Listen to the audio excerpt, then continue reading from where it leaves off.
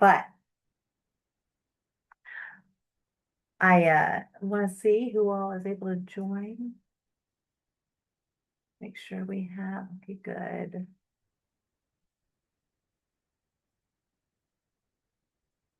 Okay. No, it's 3:01. So, Susan, how are you doing? I am here. Hello, everyone.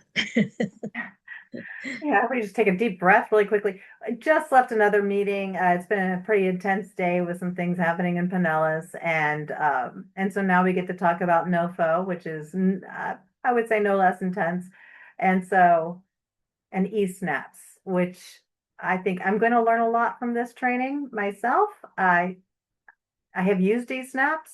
I People who have been veterans with e-snaps often find it frustrating at times. So I just want to say that you're not alone. If you feel lost, you're in good company.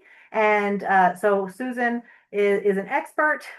I'm putting that all on her, and is going to share some steps we can take because we know that with this process, with less than a month to go for the full consolidated application to go through, and everything that must take place before that happens, that uh, it, it can become.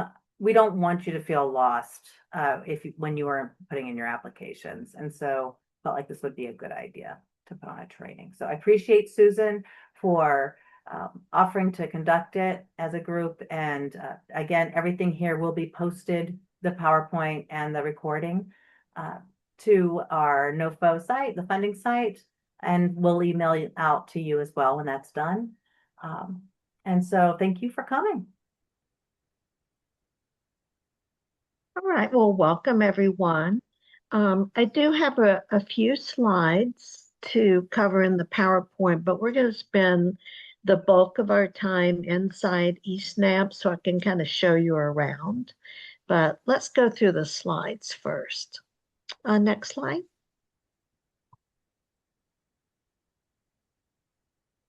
So we're going to briefly touch on the process and the timeline.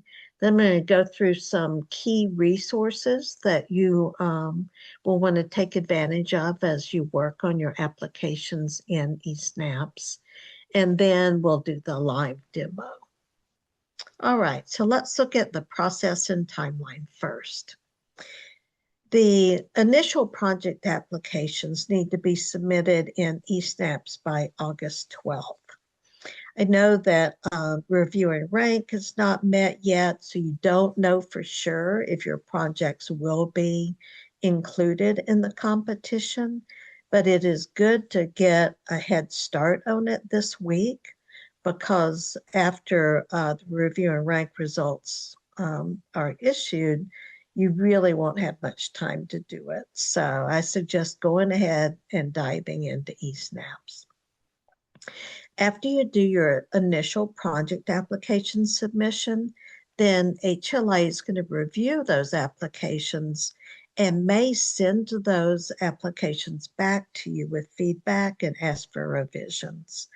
And then those final applications will be due in eSnaps by August 17th. So I'm going to pause here just to make sure I say this. Will likely say it again when we're in eSnap, so I don't want to forget. When you hit the submit button, your project application is not going to HUD. It's going to HLA. And then HLA is going to review it and send it back to you if you need revisions. And then at the end of the day, toward the end of August, HLA will, through eSnap's magic, package all those project applications together, submit everything to HUD. So don't be worried if you're not like completely refined by August 12th. Go ahead and submit what you've got, and then we'll work on refining things. All right, next slide. Some helpful resources. First, there's the eSnaps landing page that HUD provides. This has tons of instructions and toolkits and even videos if you want to watch them. where to ask for help. For instance, if you need a password reset, there's an email address. And in general, eSnaps is quick to respond and to help. So I often use that eSnaps email address to ask for problems. I will say that this year there are more problems with the eSnaps project applications than there have been in the past few years. So you may find yourself needing that technical assistance from the eSnaps office. And then there's a link to the actual eSnaps online grant system. All right, on the next slide, we have some specific resources. It's very important for you to visit this page, the CoC program competition page, and download the instructions you need. You will at least, if you're a renewal project applicant, you'll need to download the renewal project detailed instructions. And then if you're a new project, and I know some of you have both, you'll need to download the new project detailed instructions. You may also need the first instructions that are on that website, the project applicant profile navigational guide and how to access project applications. But you'll at least need those that have little arrows next to them. To find those instructions, you'll go to that page and scroll down to the bottom. All right, next slide.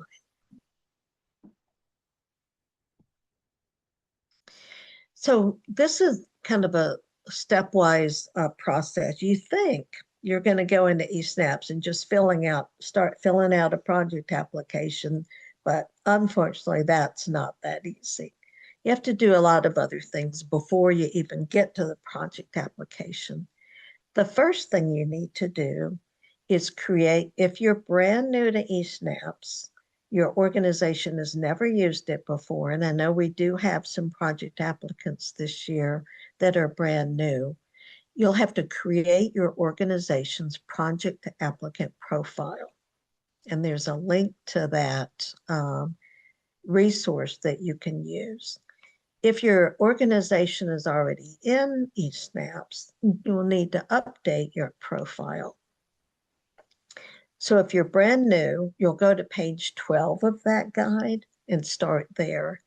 But if you're just updating, you'll start at the beginning of the guide. I know that's backwards, but that's the way the instructions are. So once you've updated your project applicant profile, and I will say that everyone will have to create or update their project applicant profile this year because there's a question on it that hasn't been on it before.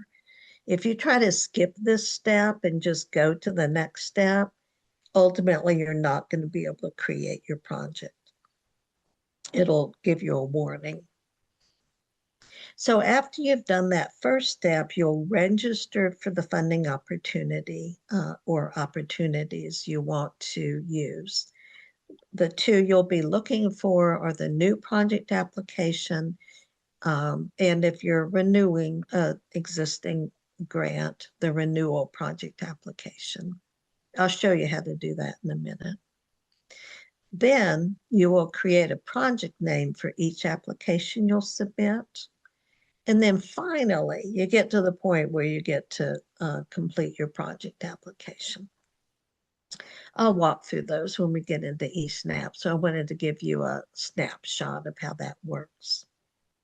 Okay, one more resource that I think will be helpful. I think there's one more on the next slide. We have a lot of transitional housing and supportive services only projects this year. SSO projects are supportive services only, and that's street outreach and standalone services. If you're creating a transitional housing project, I recommend you taking a look at the National Alliance to End Homelessness resource specifically about that project type, how to design a solid TH program. And then HUD has also provided information about SSO projects. So there's links to both of those in the slides, which you'll get after this presentation. All right, I think that's it. Now I'm going to share my screen. And we'll dive into eSnaps. This is the eSnaps online grant system for CoC projects. You'll put in your username and password.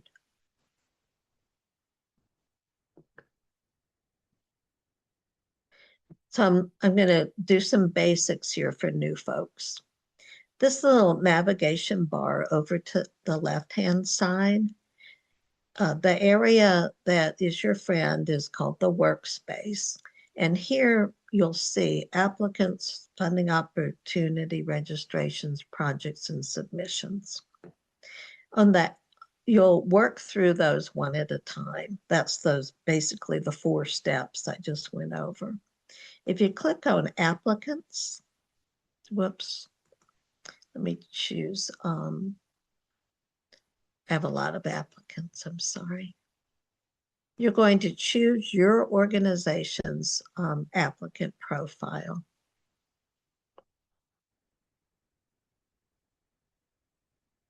You won't have as many as I have. Don't worry. I'm looking for the other HLA. Here it is. Okay. Yeah. Okay. So this is HLA's profile as a project applicant. If you're already, if your organization already has a project applicant profile, you'll see it listed here, and you can edit it by clicking the open little orange folder here. And then you can scroll through and see what all the screens are. Organization information, contact information, and so on. You can also navigate from this left-hand navigation bar. I'm going to skip all the way down to submission summary. At the end of your project applicant profile, if you see green check marks, it means you've done all the things you need to do. If you see any red X's in this complete column, you need to go back to that screen and complete it. Many of you will see a red X next to this indirect cost information because that's the new question they asked this year. So you can click on that and go in and answer the question. Are you going to charge indirect costs? Are you going to use the de minimis rate, or do you have an indirect cost rate approved by HUD? Most likely you'll be checking this first box. You won't charge indirect costs, but not necessarily. Another thing to note is that if your organization is already in eSnaps as a project applicant, you won't be able to edit anything unless you go down to the very bottom of the screen and click Edit. Then you'll be able to go back and do whatever edits you need. Maybe you need to update your alternate contact information. And at the end, then you'll come back and click Complete after you've finished your editing. If you're a brand new organization who's never used eSnaps before, you won't see your applicant name here. So you'll need to click on this little button, document sign with that orange plus, and you'll choose, I want to register as a new organization. You'll put in your organization's name. Your applicant number is your UEI, your unique entity identifier. And then you'll click on Save and Back. I'm not going to do that here because I don't want to create another project applicant. But once it shows up here, then you can open it and fill in all of those pages. All right, so let's say we finish that first step. Now we're going to move. Well, Susan, there's a couple things in the chat. Uh-huh. Oh, sorry, I So, can't see okay. that. Oh, I know. But so Jody asked, entering the project as the profile as a collaborative project or a project application. I think that you kind of just covered that. I believe is a collaborative applicant. That would be us. That's the HLA. Right. And then Everyone else is a collaborative. project applicant. Yes. Yep. Yes. If you see anything that says collaborative applicant, that is only the HLA. And then and Jill kindly shared also that indirect costs are different from admin rates. Oh, that's a really good point. Yeah. You can at the end of the day actually claim both. I will say you are allowed to request indirect costs in your budgets for your projects, but HUD has expressed that other things being equal, project applications that do request indirect costs will be disadvantaged compared to project applications that don't request indirect costs. Of course, other things are not always equal, so that might not affect you, but it's good to know that HUD really doesn't want you to ask for indirect costs. If you have a question about the difference between indirect and admin, feel free to reach out to HLA and we can talk you through that. Any other comments or questions there we need to cover? Someone asked if we could give an example of an indirect cost. Yeah, so let me give an example of admin first, then I'll do indirect costs.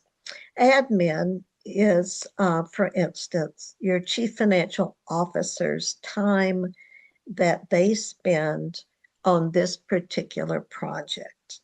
So if they spend 5% of their time doing accounting and financial management for this project, that's an admin cost. An indirect cost is the cost of kind of running your business as a nonprofit. So your umbrella insurance policy. That's not related to this particular project, but it's something your organization has to have to kind of operate. So that would be an example of an indirect cost. The difference being the admin is really related to the project. The indirect cost is more related to the organization as a whole. I hope that's helpful. Okay. So let's take a look at the next step, which is registering for the funding opportunity registration. That's this second line in the workspace. You'll see a lot of things here. The ones you'll want to register for if you're renewing a current grant is the Renewal Project Application FY26. And then if you're applying for a new project, it's the New Project Application FY2026.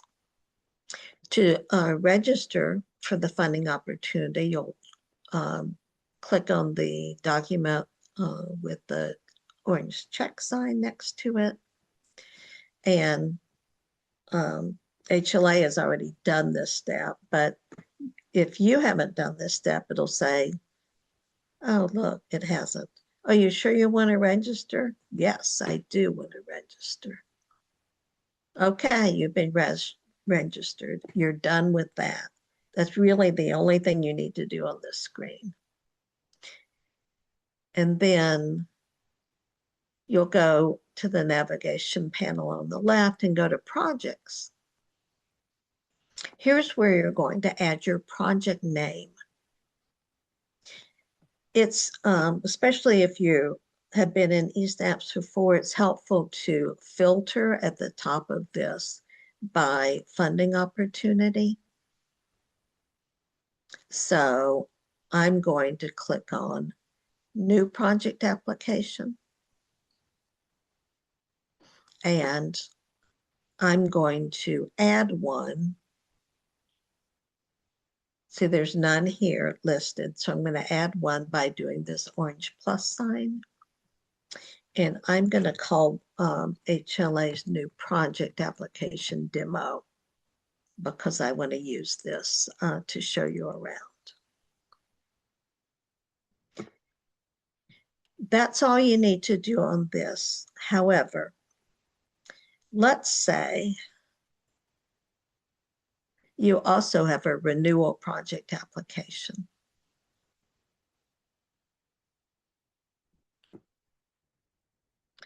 HLA has one for HMIS. I'm going to go ahead and just for demonstration, add one for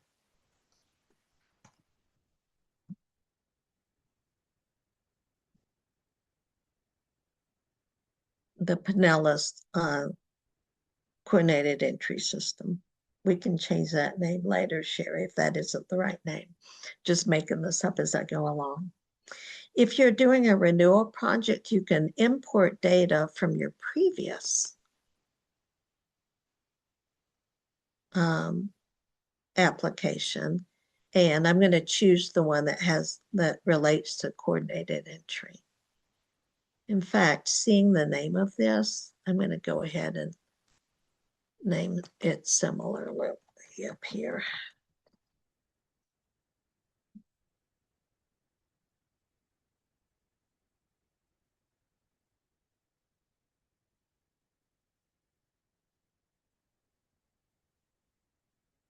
And I'm going to import the data from the 2024 application. So now when I eventually go in to do that renewal project application, a lot of the answers will already be populated from that previous submission. You only do that for renewal projects. You don't do that step for new projects. Now you're finally ready to start taking a look at your project application 30 minutes later. And so you're going to go to the navigation bar and go to submissions. Are there some chat things that we need to cover, Sherry? I just noticed a larger one. Hi everyone, Susan. So Zelda was in the Keys to Home eSnaps training you had. So Okay. we're coming back for refreshers. So that's a good sign. And it was very helpful. Thank you. They have various CoC renewals and applications out there. Miami has been accepting the de minimis rate selection. Is it the local CoC preference on this last section, or as you mentioned, HUD's preference? That was HUD's preference.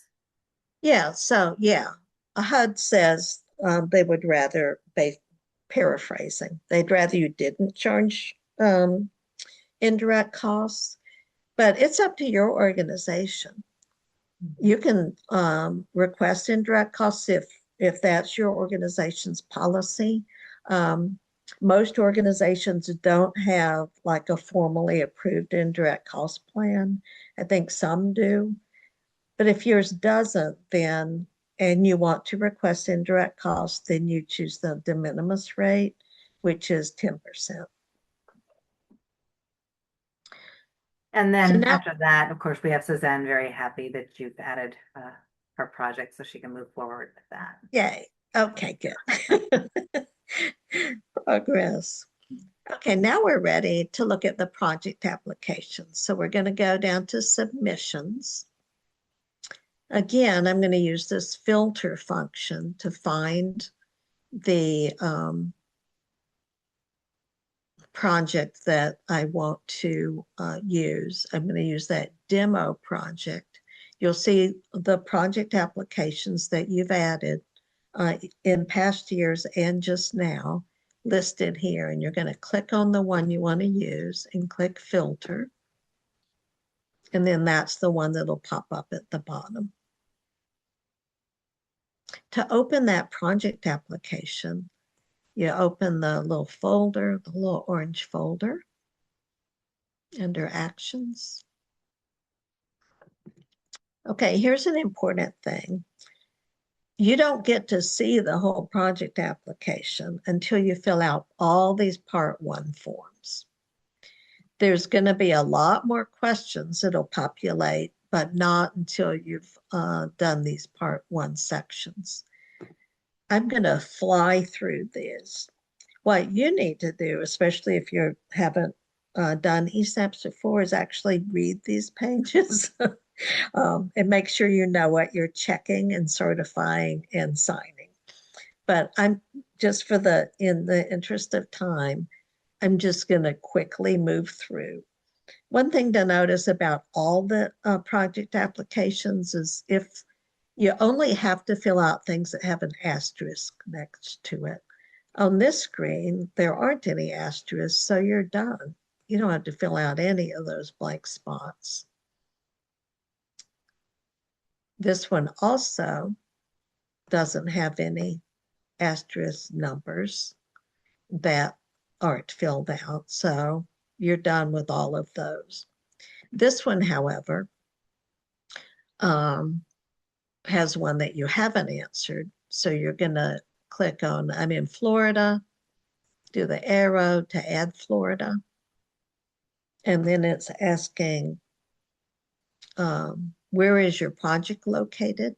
And I'm going to choose the same congressional districts as the project applicant profile chose, which is FL12 and FL13, that's Pinellas County.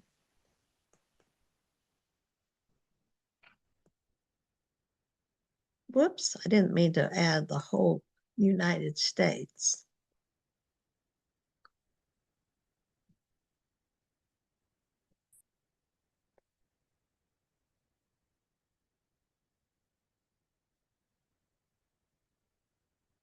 And then the only other thing on this one you have to fill in is the start and end date.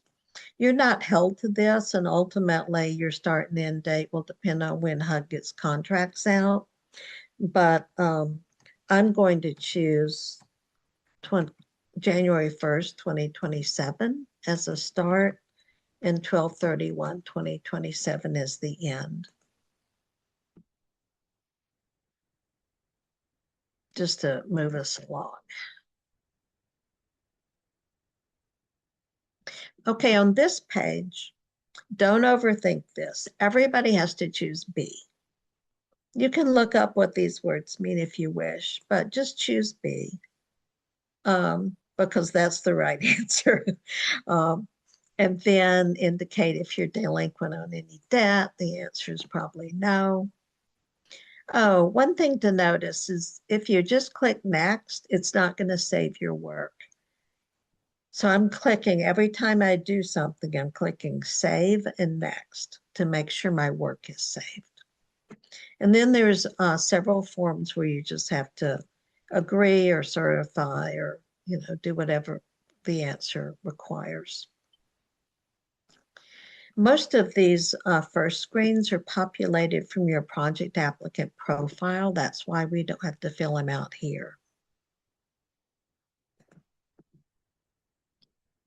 If you come to a screen in this section and you don't like the answer, like what if Sherry wasn't with us anymore, God forbid, and we're like, oh no, that should be so-and-so here. You can't change it here. You have to change it on the project applicant profile.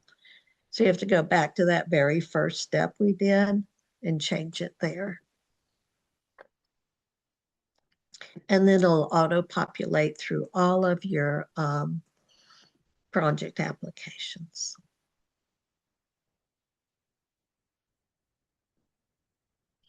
This page is about whether you do lobbying of the federal government, and I'm saying no, we don't. Again, you're going to read these. You're not going to do what I'm doing. do as I say, not as I do. Are we requesting construction costs for our project? No. On 1M, these are things you have to agree to or you can't submit your project application. So make sure you read these and you're okay with them. They were also in your project application that you submitted in the local competition. We don't have any subrecipients or subgrantees, so I'm going to leave this blank. I don't think any of you do either.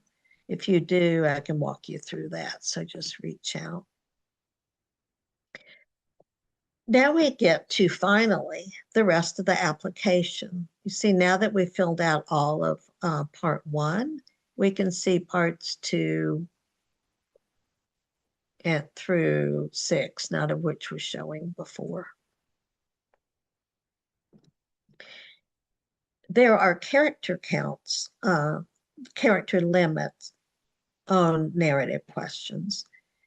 They used to say, kind of in the question, what the character count is, but there's 2 ways you can find out. One way is to look in the detailed instructions. The other way is to type in something and click save. No, it's not working today. So the other day when I did this, it said down here in the corner, you have 3,450 characters left, which was my clue that this is a 3,500 character answer. It didn't work today, but it might work for you. If not, check the detailed instructions. Someone cut on to your game. They cut on that you caught on. Yeah. Yeah. Also, I will mention that when I was doing this training for another CoC on a different day, my eSnaps just didn't work at all. Just totally quit on me. So that's going to happen to you. Don't panic. It'll come back. While I'm thinking about that, it's really helpful not to type your answers directly into eSnaps initially. Instead, what I would recommend doing is downloading the whole project application from eSnaps, save it on your computer, convert it to a Word document, and type your narrative responses into your Word document. That way you and your team can edit it, and refine it, and make sure the character counts work, and then come back in and paste your answers into the project application. I'll show you in a minute, I'll show you how to do that download of the project application. But let's continue on. So you're going to answer all these questions. You don't have to answer them to move on. You can come back.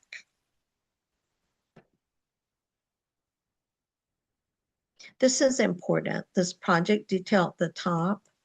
This is where you tell eSnaps which CoC you're affiliated with and where to send your project application when you hit submit. So you're going to pick FL502 and home HLA. That way, when you hit submit, you know HLA will get it and not some other random organization somewhere else. Project status should be standard. It's already checked for you. This is very important here, the project type. The questions you see in the rest of the project application will depend on which of these project types you choose. If you choose permanent housing, you'll have another box that pops up and you have to say which kind of permanent housing, PSH or rapid rehousing. And you click on the right one, then you'll get the right questions. If you click on SSO, your choices are street outreach, supportive services only, standalone services or coordinated entry. I'm going to choose street outreach. So this is important so that you get the right questions in your project application. This number 6, you don't really know the answer to probably yet. So you might need to come back and fill this in later. HLA can tell you which one of these, if you're approved in review and rank, which one of these to check. But your choices are DV bonus, reallocation, DV reallocation, or CoC bonus and CoC reallocation. I'm not going to get into what all those things mean right now, but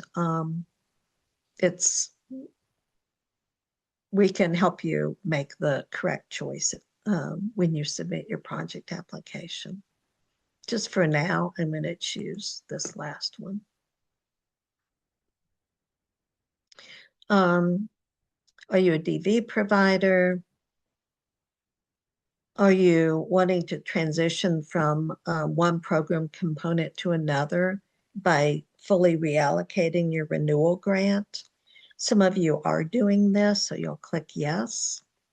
One thing I'd like to mention about transition grants is if you have a current grant, let's say it's permanent supportive housing, and you want to, or you, whether you want to or not, if you are making a strategic choice to switch that to, say, transitional housing, if you're going to close out PSH with your current grant and just start up brand new transitional housing, you don't have to call that a transition grant. That's just a new project. It's a transition grant if you want to use your new grant to phase out your PSH and ramp up your transitional housing in that grant year. So if you want to do that kind of phase out, ramp up process in your new grant, that's a transition grant. If you're making a clean break at the end of your current grant and just starting a brand new transitional housing project, you don't have to do a transition grant. If you do a transition grant, then there's more to the story. And I would read through the detailed instructions about what else you need to do for that. This question number 9 is asking you, are you going to use HUD funds to replace other funds that you could get for this project, like state ESG funding? The answer to that should be no. You should answer it honestly, but the answer should be no, because you're not allowed to use HUD COC funds to supplant other state or local governmental funds. And then your answer to number 11 should be no, because you're not a rural county.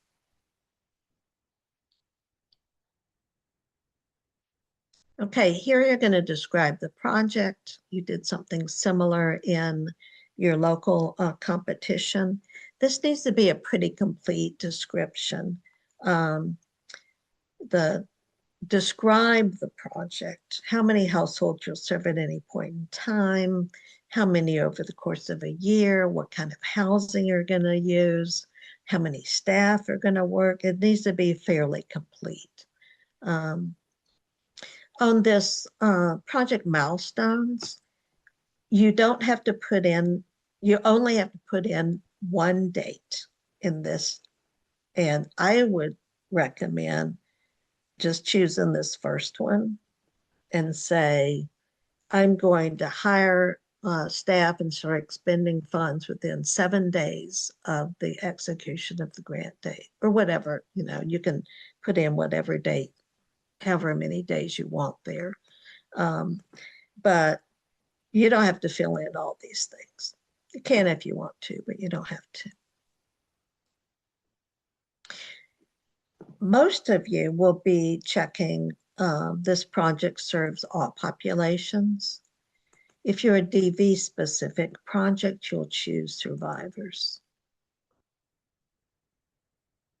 You may have some other specific population you're serving, um, but my impression is from the project applications that have been submitted that most of you are doing all populations or DB. And then, yes, you will participate in coordinated entry.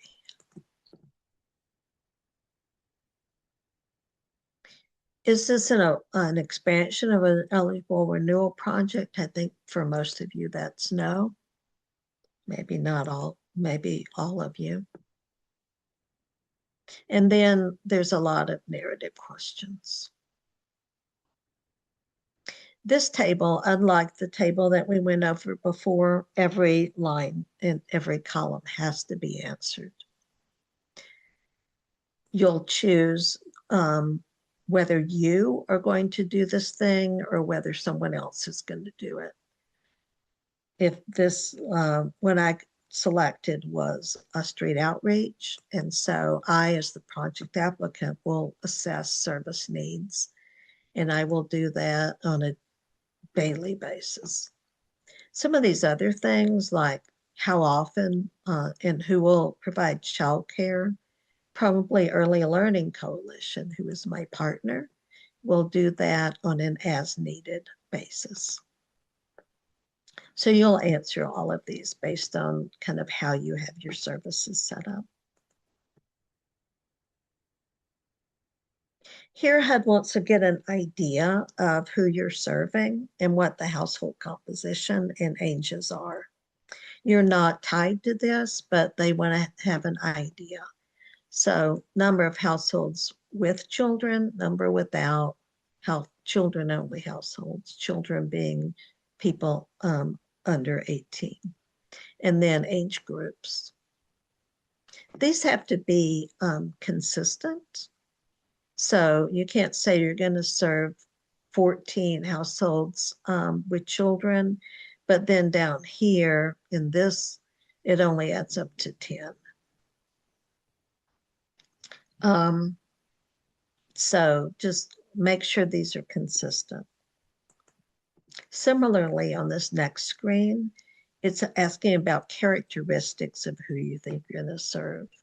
How many chronically homeless versus not.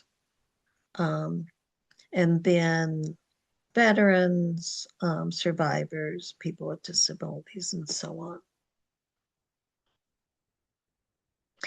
This one, this screen has to do with who you're serving at any one time. So let's say you're a transitional housing project and you're going to serve 40 households across the course of a year, but the length of stay expected is 6 months, so 20 at any point in time. This would be based on 20.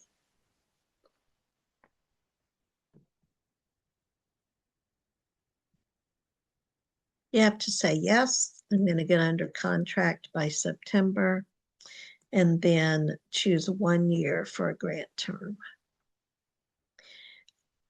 This number 5 is very important because it tells ESNAPs which other screens for your budget you need to fill in.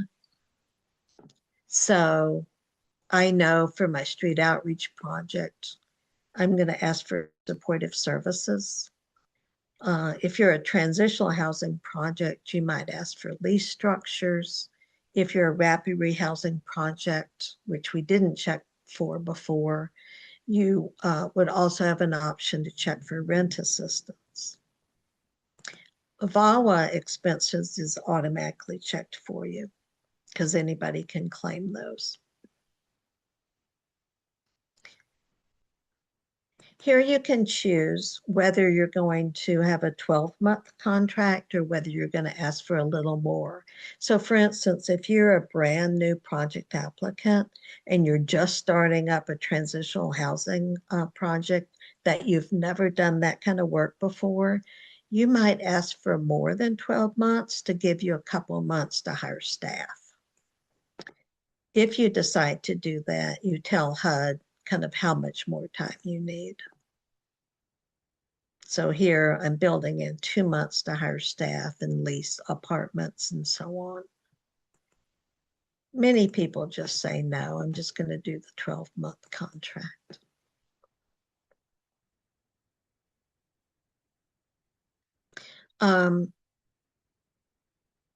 There will be screens for your budget numbers that you will fill out. I'm not going to go through these in detail,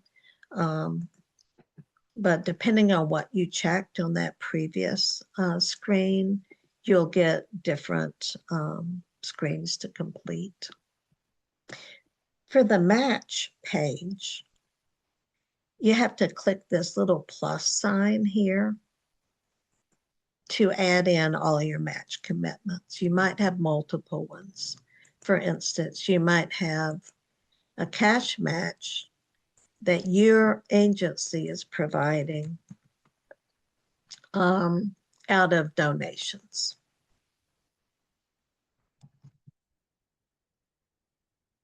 And you might have an in-kind match, which is private volunteers or volunteers who do in-kind services for your project. And then you might have a cash match that's coming from Pinellas County. So for each of these, you will add as many as you need. And then when you come back to this page, you'll see it kind of summarized there. You can go back in and change any of these when you realize you don't have enough cash, for instance, and change them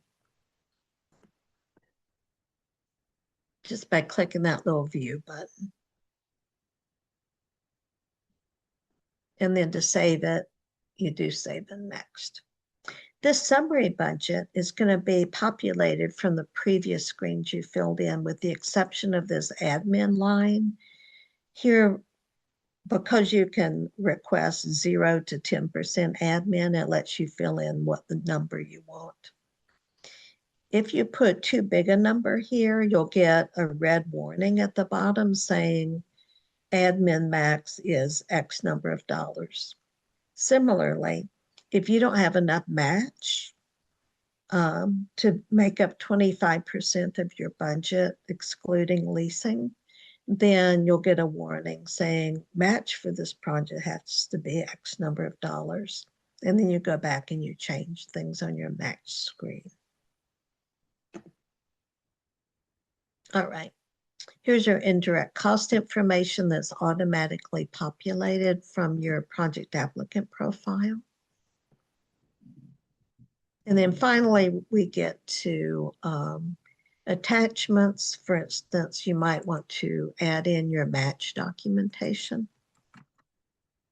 Put all your letters together onto one file, upload it using the choose file option, which I'm not going to do, and then save them back to list.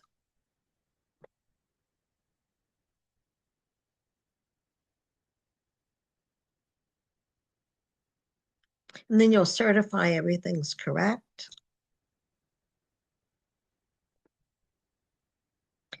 This last screen, the submission summary, this is similar to what you saw in your project applicant profile. It's very helpful because it tells you what you've completed and what needs to be completed. You can use this to navigate back to the appropriate screen. Be careful if you, however, not to rely too much on the green check marks, because, for instance, if back on the experience page, I put in a thing that says, Sherry, fill this out, and I do that on every one of them. Now, when I go to my submission summary, it's going to look like I've completed that screen, and I didn't. Oh, yeah, it's, I just noticed that the characters remaining finally popped up. oh, okay, there you go. See, it's just random. Mhm. Uh-huh, good. That's always helpful. So you can see that now it's showing that that section was complete and it's not really complete. So you need to double check. Um, all right. So here's where you get to do that handy thing where I said export the project application, download it to your computer. You'll see it up here. I can save that, convert it to a Word document, and okay, I want that to go away now. And then work on my responses and ultimately paste them back into eSnaps. That way, if eSnaps fails completely, you don't have to, you haven't lost all your work and you'll have a chance to check character counts and work together as a team.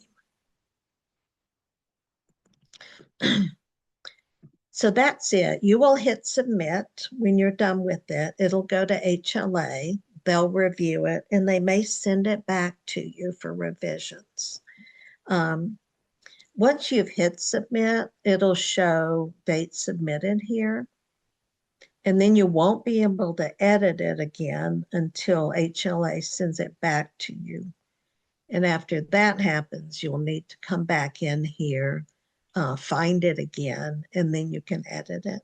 So you'll be notified when that happens. I'm going to touch briefly on, I can't do a lot with renewals because I don't have access to renewals other than HLAs. So I can't really show you renewing grantees how to do this, but you've done it before. And so let HLA know if you need any technical assistance with this process. Let me see if I can find. Here's our renewal application. I just want to show you. This is the one I created a few minutes ago, and I imported the information from the previous grant.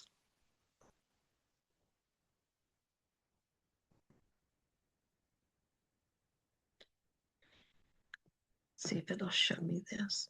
So as in previous years, it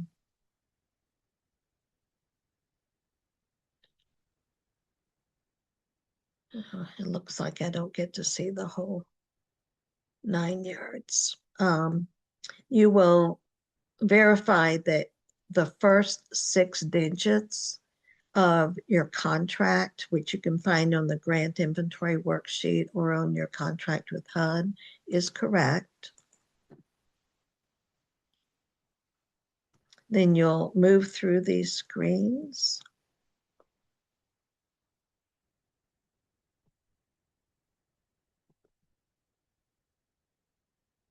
I'm having trouble getting to the, let me see if I can move. There we go. You'll do all of these things you did before. You'll change these dates to be the new year.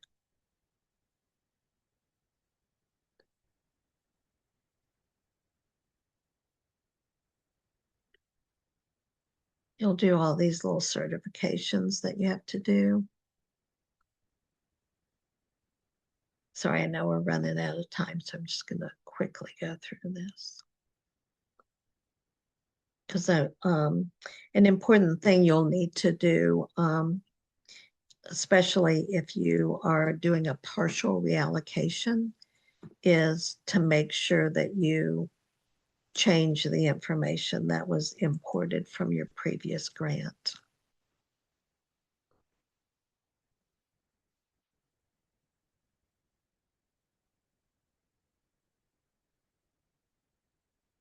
So just bear with me. Okay, here we go. So here, if you, as I know some of you are doing a partial reallocation, you will click yes. I'm asking for less money than I'm asked for before. Oh no, this is unfortunate. Okay, this is happening. I'm sorry. This is happening a lot, unfortunately, where eSnaps is failing to import the information from your previous grant, even though you asked it to. So you might have to,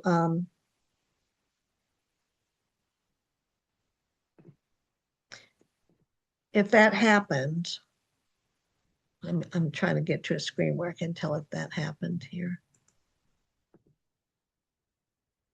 No, I did import it. All right, I'm sorry. eSnaps is just quirky.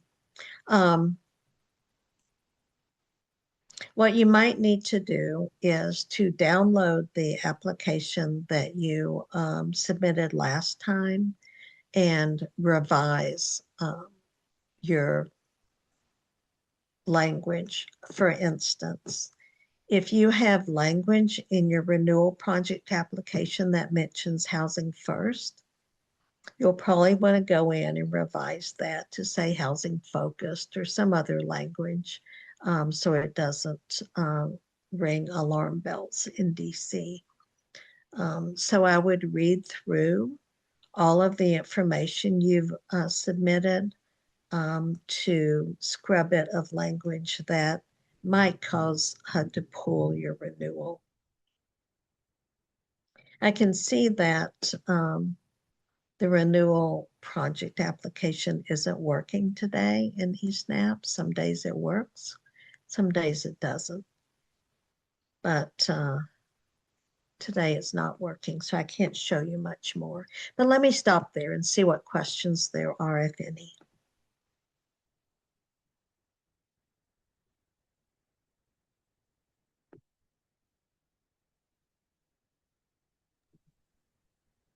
Okay, everybody is kind of shell-shocked at this point. It looks like Jill, from I your think need an faces. experience. Jill, you wanna share your insight, or I'll read it for. Okay, it's been Jill's experience that renewals are easier, but it still pays. Yes, amen. Proofread as things change in your organization from year to year. And just going back to what Susan was saying about, like, Sherry, please fill this out. Things like that happen. And we submitted a NOFO last week and just reviewed everything to make sure that, and we always put second and third eyes on everything before we submit, even with the applications that we receive from project applicants as well, before it goes on to HUD. But definitely, yes, pays to proofread and not just rely on what you put in previous years. This year, especially, there with all the changes to make sure that it's aligned with HUD's priorities and focus. Oh, I Require. would like, if I could add one more thing. The budget uh, detail is super important. And one thing that you'll need to pay attention to is really being very detailed and explicit about where your numbers are coming from. For instance, $80,000 for case management. In your description, you won't say, provides assessment support services, blah, blah, blah, blah, blah. Instead, what you'll say is 1.0 FTE at $60,000 a year plus 20% fringe benefits, things like that. So they want to know where your numbers are coming from, kind of not what the person's doing, because you're going to have that in your narrative. They want to know if you put, if you've got a transitional housing facility and you put $20,000 for utilities under operating expense, your description won't be, electric and water. It'll be X number of dollars per month for electricity, X dollars a month for water and garbage, whatever. Um, so be very specific. And if you're leasing, you've got a master leasing project, then you will have to put in the number of units and that will make sense in terms of your project description. So this is another place where it's good to have a second set of eyes to make sure that things are consistent. If you're going to serve 10 households over the course of a year, um, having a full-time case manager, a full-time employment specialist, a full-time mental health counselor, that's too many staff. So make sure that your budget makes sense in terms of the scope and scale of your project.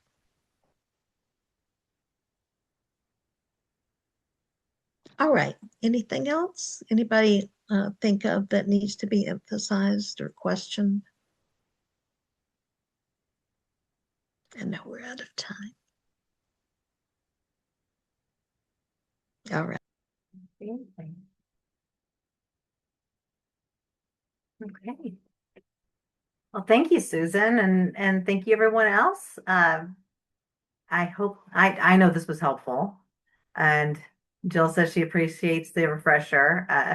And I'm not, we all need the reassurance that things will disappear at times, or that is why Susan's advice to download that PDF, I strongly encourage you if it's open, get that thing, snatch it so that you can continue working on it while there may be some hiccups along the way, because there are a lot of changes happening, and for whatever reason, things go missing or go offline for a moment, and so it's just some glitchy issues. So do that. Okay, thank you. And if you have any questions, email us, and we'll do our best to respond as quickly as we can. Thank you, everyone. Thank you, Susan.